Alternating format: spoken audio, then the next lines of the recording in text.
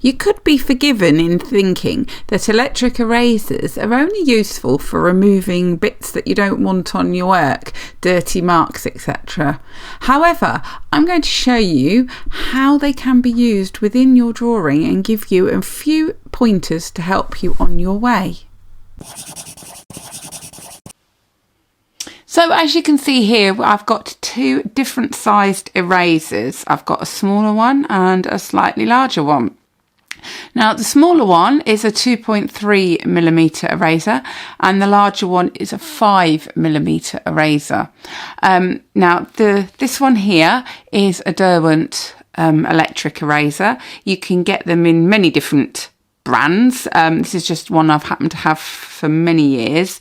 The other one is a brand called Tihu, just a kind of a brand I've not really heard of before, but you can get lots of different brands for these available, and this particular one, the pink one I've got, actually came with two different size holders at the end, so I can actually switch between the smaller tips and the bigger tips. I find it quite handy actually having two of them set up with different size erasers. It just makes it quicker to grab and use, really. But you can obviously just buy the one and have options of using the different sizes within it. Now you may be wondering, well, why do I actually need two size electric erasers? Well, they make good complements to each other, because obviously the small one, you're going to make a lot smaller, finer marks, which can be useful in doing very delicate kind of work. The larger one can be quite useful for creating bigger marks and textures, such as, you know, a fluffy lines mane, for example. So they both have their own place. Now, electric erasers, whilst also good for getting rid of marks on your paper, are also really helpful to create marks within your drawing and textures to lighten little bits off. So let me just show you what you can actually do with one. Now, I'm just going to start with my small one first. Now, this one, I've ended up with quite a rounded kind of a tip on the end of it. So you've got to think, you know, whether you want to use a round tip or you want to flatten it off and have a completely flat end.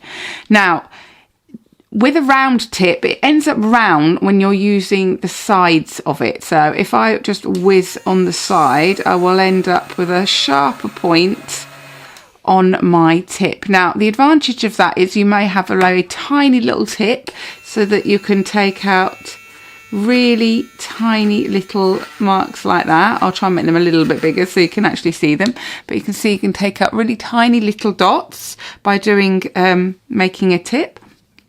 Or what you can do is you can flatten the end by holding it upright on a spare bit of paper and ending up with a completely flat tip.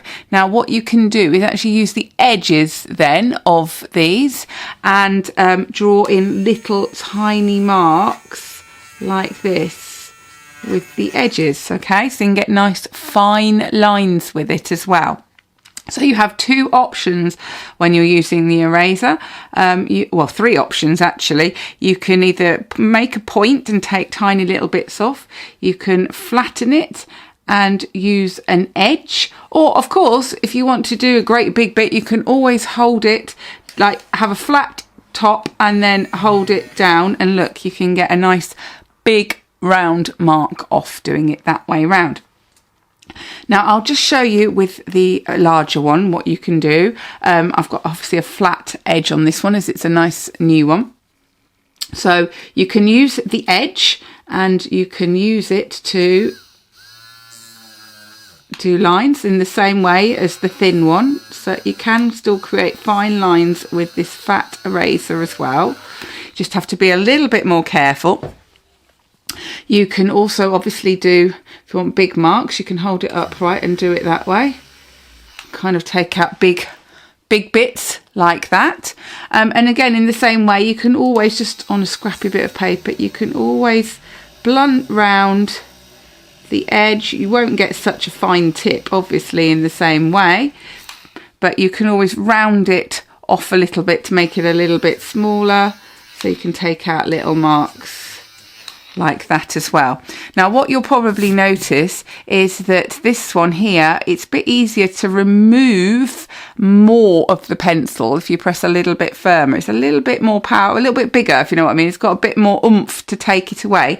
But if you press hard with the little one, hold it on, you can still actually take quite a lot of the pencil off to go down to the paper. So depending on how hard you press depends on how much you are going to be removing of your layers. If you're pressing obviously very, very gently, or not even pressing, just barely touching the surface, you can take off really tiny amounts of pencil, whereas if you press firmly, it will kind of pretty much erase it. Not necessarily all the way down to the white paper, but a lot of the way down. So also depends on how hard you are pressing. So you've got choices between your tips. You can create lots of different types of marks with them, and depending on how much pressure you use as to how much of the pencil you actually take off. You also want to make sure that you keep your area clean and your erasers clean. So use something like a little soft head brush. Make sure you keep brushing away any loose bits of eraser so it doesn't get stuck to your work. You'll also find that the tip of your erasers get really dirty.